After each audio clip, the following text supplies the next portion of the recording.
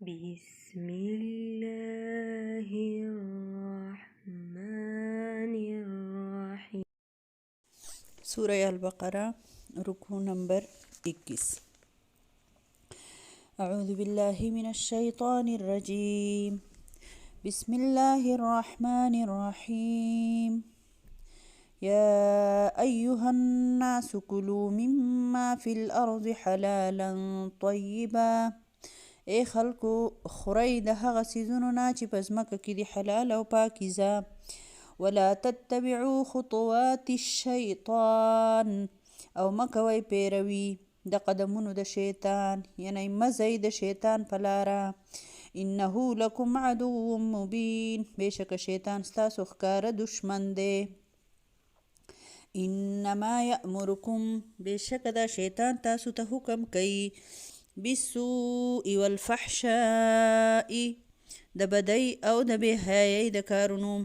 وان تقولوا علی الله ما لا تعلمون، او دا حکم کوي چې وایئ تاسو په الله باندې هغه خبرې چې تاسو ته معلومې نه وي.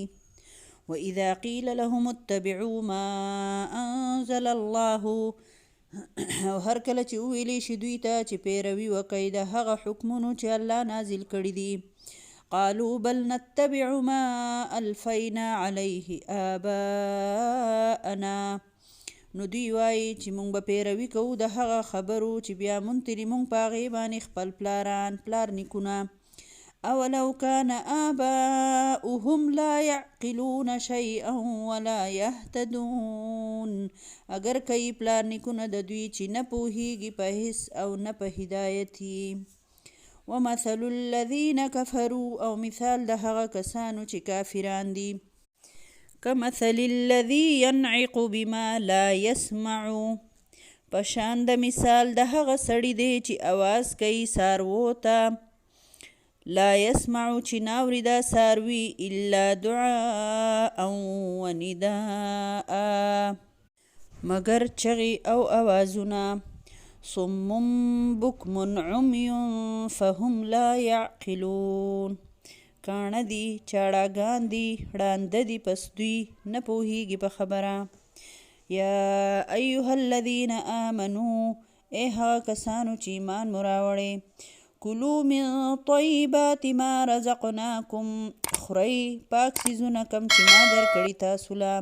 واشکروا لله ان کنتم ایاه تعبدون، شکر وباسئ د الله که چېرې یئ تاسو خاص هغه لره عبادت کوونکي. انما حرم علیکم المیتة، بېشکه حرام کړل الله په تاسو باندې مرداره، والدم او وینه بهیدونکي، ولحم الخنزیر او غوښه د خنزیر. وما اهل به لغیر الله، او هر هغه څیز چې نوم اخیستی شوي په هغې باندې د الله نه سیوا د بل چا. فمن اضطر غیر باغ ولا عاد فلا اثم علیه، پس څوک چې مجبوره کړی شي په داسې حال کې چې دی باغي نه وي او د حد نه تېروتونکی نه وي، نو نشته دی ګناه په ده باندې. ان الله غفور رحیم، بېشکه الله بخونکی او مهربانه دی. ان الذين يكتمون ما انزل الله من الكتاب، بېشکه هغه کسان چې پټوي هغه حکمونه چې نازل کړي دی الله د کتاب نه. ویشترون به ثمنا قلیلا، او اخلي په دې سره قیمت لږ. اولئک ما یأکلون فی بطونهم الا النار، دا خلک نه خوري په خېټو کې مګر په خپلو خېټو کې اور اچوي. ولا یکلمهم الله یوم القیامة ولا یزکیهم، او نه به خبرې وکړي د دوی سره الله په ورځ د قیامت، او نه به دوی پاک کړي. ولهم عذاب علیم، او د دوی دپاره به دردناک عذاب وي. اولئک الذین اشتروا الضلالة، دا هغه کسان دي چې دوی واغسته ګمراهي بالهدى په بدل د هدایت کې. والعذاب بالمغفره، او عذاب واغستو د مغفرت په بدله کې، د بخانې په بدله کې. فما اصبرهم علی النار، پس څرنګه دا خلک صبر کوي په اور باندې. ذلك بأن الله نزل الكتاب بالحق دا په وجه د دې چې بېشکه الله پاک خو کتاب نازل کو په حق سره وإن الذين اختلفوا في الكتاب لفي شقاق بعید او بېشکه هغه کسان چې اختلاف یې وکړو په کتاب کې خامخا دوی په مخالفت کې ډېر لرې لاړل. اوس په دې رکوع کې الله مهربان رب موږ ته فرمایي چې حلال او پاکیزه څیزونه خورئ او د شیطان پیروي مه کوئ، د شیطان په لاره باندې مه ځئ. یعنې اول الله رب العالمین موږ ته دا وفرمایل چې د الله تعالی د دین په معامله کې یعنې د خپل ژوند د تیرولو په معامله کې ځان له چې کم مشر یا لیډر یا څوک هم تاسو خوښوئ نو هغه د قرآن و حدیث مطابق خوښ کړئ. ټیک شو؟ اوس الله فرمایي چې ستاسو چې د خوراک څښاک په معامله کې خپل کم وهمونه دي او جاهلانه رسمونه هم دي دا ټولې پابندۍ ماتې کوئ. ځینې خلک یې پته نشته د ورځو نه یې ځان له څه جوړ کړي، په دې ورځ به دا چل کوي، په دې ورځ به دا چل نه کوي. ځینې خلک داسې وهمونه جوړ کړي چې پته نشته مازدیګر به جاروګۍ نه وهي او ماښام به جاروګۍ نه وهي او ماسخوتن به جاروګۍ نه وهي. یعنې داسې دومره ډېر وهمي دغه دي که نه جاهلانه رسمونه دي زموږ په دې معاشره کې چې بنده حیران شي چې پته نشته دا دوی د کم ځای نه رایستي دي که نه. نو الله فرمایي چې دغه شان د خوراک په معامله کې به هم حلال خورئ، حلال خوراک کوئ او د شیطان په قدمونو مه ځئ. نو حلال مال هغه یي چې ته په حلاله باندې وګټې او په حلاله طریقه وګټې او کله کله خلک خپل حلال مال د دروغو په قسم باندې د په دروغجنه خبره باندې حلال مال ځان له حرام کی. دغه شانتې حلال سیز یعنی کسب حلال چې ورته وایي که نه کسب حلال یعنی حلال کسب کول، حلال پیسې ګټل او د حلالو رزق دپاره سفر کول، د هغې دپاره قربانۍ کول دا ډېر د ثواب کار دی. نو الله فرمایي د شیطان په لارو، شیطان خو به تا ستا ښکاره دشمن دی، خو به تا بېلاري کوي، په دې کې به دې دونه ګټه وشي، په دې کې به دا وکړي داسې وکړه که نه دا خبرې راهچوي به. او دلته الله دوه خبرې فرمایلي دي چې تاسو ته به د بدۍ حکم کوي او د بې حیایۍ حکم کوي. نو د شیطان وړمبی حربه چې ده په دې خبره ځان پوهه کوي ټول چې اول انسان بې حیا کی نو بیا پې هره بدي کولی شي. حیا چې ده که نه دا نیم ایمان دی او حیا چې دی نبی صلی الله علیه وسلم حدیث مفهوم دی چې دا د ایمان د شاخونو نه شاخ دی او چې په چا کې حیا نه وي نو پاک نبی صلی الله علیه وسلم فرمایي هغه هره بدي کولی شي. تاسو سوچ وکئ که نه حیا دومره ښایسته څیز دی. نو اکثریت نن که موږ وګورو نو زموږ ځوان نسل په بې حیایۍ باندې ډېر زیات عام شو. لکه دا بې حیایي ورته اړو څه خبره نه ښکاري.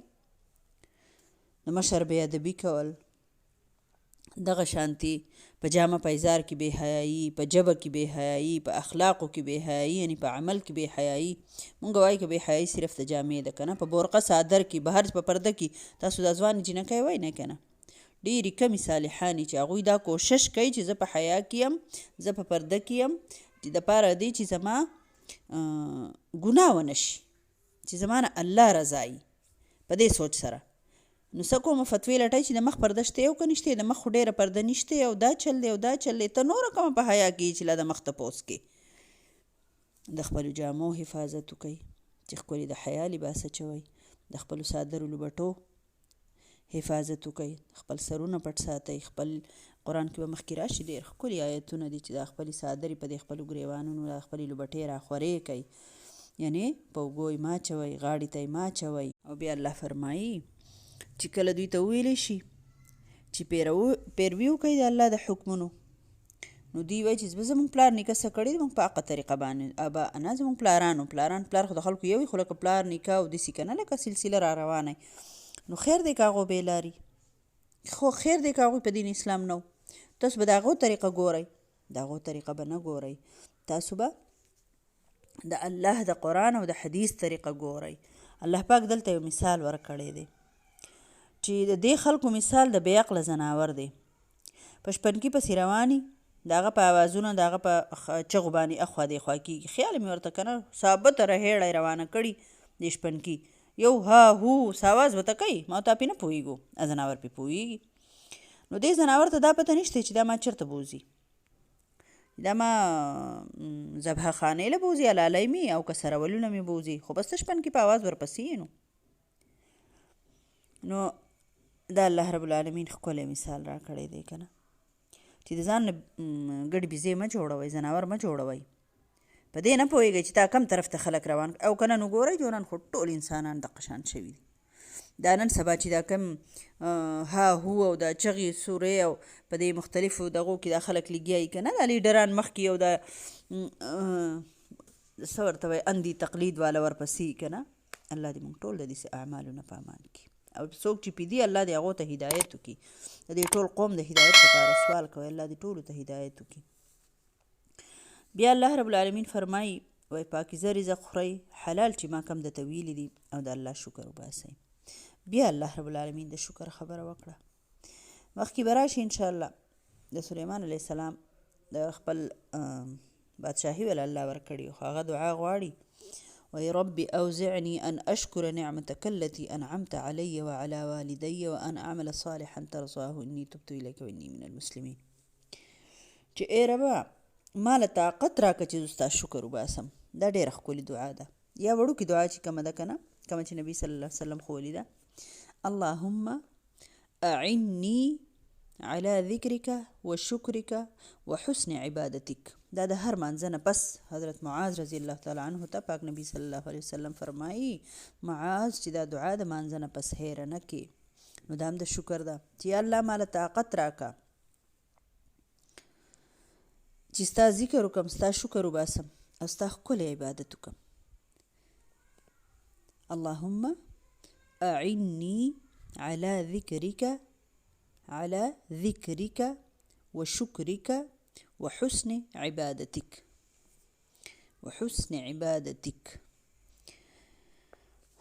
الله دې مونږ ټول له د شکر توفیق او طاقت راکړي. په شکر مونږ پرون خبره کړې وه. بیا الله فرمایي بېشکه حرام دي په تاسو مرداره، بهېدلې وینه، غوښه د خنزیر او هر هغه څه چې د الله نه په سیوا د بل چا نوم واخیستلی شي هغه حرام دي. نو د حرامو څیزونو د استعمال الله رب العالمین بیا دا خبره وکړله فمن اضطر غیر باغ ولا عاد فلا اثم علیه ان الله غفور رحیم. اوس که درې شرطونه دي که یو سړی واقعي مجبوري یا د لوږې یا د تندې نه مري او بل سنی صرف حرام پراته دي نو د هغې نه دي دونه نوڼۍ تېره کړي. باغي نه دی، قانون نه ماتوي، عادیم نه دی، د حد نه تېر وزم نه چې زه راشه ځان پې موړ که نه، صرف د ستا د بچ کولو دپاره دی. یا داسې بیماري ده چې د هغې د مرګ خطره ستا د مرګ خطره ده د هغه بیمارۍ په وجه باندې او د هغې بل څه نعم البدل نشته دی، د دغې بیمارۍ د ختمولو دپاره بل څه علاج نشته سوا د دغې حرام څیز نه، بل څه بدل موجود نه دی. نو بیا هم اسلام اجازت ورکوي چې خیر دی دا بنده دې بچ شي نو داسې کولی شي. ټیک ده.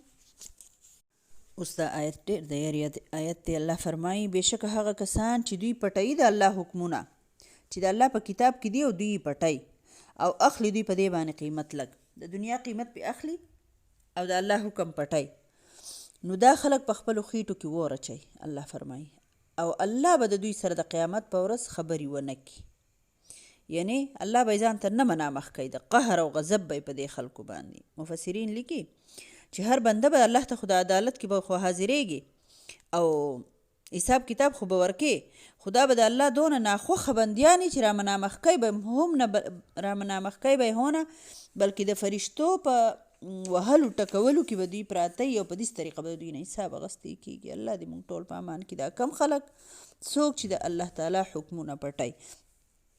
نو مفسرین لیکي چې دا هغه پیشواګان دي او هغه بې عمله عالمان دي چې د کتاب علم خو حاصل کړی، که هغه تورات دی او که هغه قرآن دی او که هغه بل دی او که هغه بل دی، او په خلکو په زړونو کې دا مشهوره کړي، دا خبره یې پکې کېنولي چې بس دا خو یو پاک او مقدس بنده دی او دا خو پاک او نیکان او بس د ده لمن چې ونیسې جو بس سفارش به دله کوي او بس تا په الله بخي.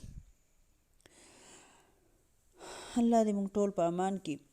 د دې په جواب کې الله پاک فرمایي چې نه، الله به د دوی سره نه منامخ کېږي، الله به یې منامخ کېدو ته نه پرېږدي د ځان سره، او نه به دوی ته پاک او مقدس خلق وای ولا یزکیهم نه به پاک کی دوی ولهم عذاب علیم او د دوی دپاره دردناک عذاب دی ځکه الله فرمایي چې اولئک الذین اشتروا الضلالة بالهدى دې خلکو ګمراهي واغسته په بدله د هدایت کې د دنیا قیمت یې واغستو د دنیا دپاره یې د الله کتاب استعمال کو په غلطه طریقه استعمال کو او د عذاب یې واغستو د مغفرت په بدله کې الله فرمایي او څنګه دا خلک صبر کوي په اور باندې نو د دې مطلب دا چې دا خلک داسې نه ده چې دوی نه دي پوهه دوی ځکه دا کار کوي دغه شان د یهودیان او عیسایان چې په هغه وخت کې موجود وو د نبي صلی الله علیه وسلم په وخت کې که نه نو هغوی خو څه داسې نه و چې دوی نه پوهېدل سره د پوهې د دوی دکانونه ختمېدل د دوی تجارتونه کاروبارونه ختمېدل ځکه دا کارونه کول اوس هم چې څوک دا نمونه کارونه کوي الله دې ټولو ته هدایت نصیب کړي نو هغوی د دې دپاره کوي چې د هغوی کاروبارونه خرابېږي که نه نو هر څوک چې دا کار کوي الله یې ډېر سخت سزا بیان کړي ده الله دې ما تاسو ټول په امان کړي او چې څوک یې کوي هغو ته دې الله د نیکې هدایت نصیب کړي الله فرمایي دا بل آیت واورئ چې دا ځکه ذلک دا ځکه بأن الله نزل الکتاب بالحق چې الله خو دا کتاب په حق سره نازل کو وان الذین اختلفوا فی الکتاب لفی شقاق بعید او بېشکه کم خلک چې په اختلاف کې د کتاب په اختلاف کې پرېوتل نو دوی لرې په مخالفت کې لاړل مطلب دا چې دا داسې نه ده چې نو دوی نه پوهېدل دوی ښه پوهېدل او په خپل منځ کې د یو بل د مخالفت د وجې نه د یو بل د څه ورته وایي د زړونو د حسد او د بغض او د ضد د لاسه دې خلکو دا کارونه وکړل نو الله دې ټولو ته هدایت وکړي الله دې موږ د داسې فرقه پرستو او د داسې نمونه کارونو چې د الله آیتونه پټولی کېږي الله دې موږ ټول د داسې اعمالو نه په امان کړي ټول مؤمنان مسلمانان دې الله یو موټی کړي او کفارو ته دې الله پاک د وسپنې دیوال کړي الله دې موږ په خپل منځ کې اتفاق او اتحاد راولي آمین ثم آمین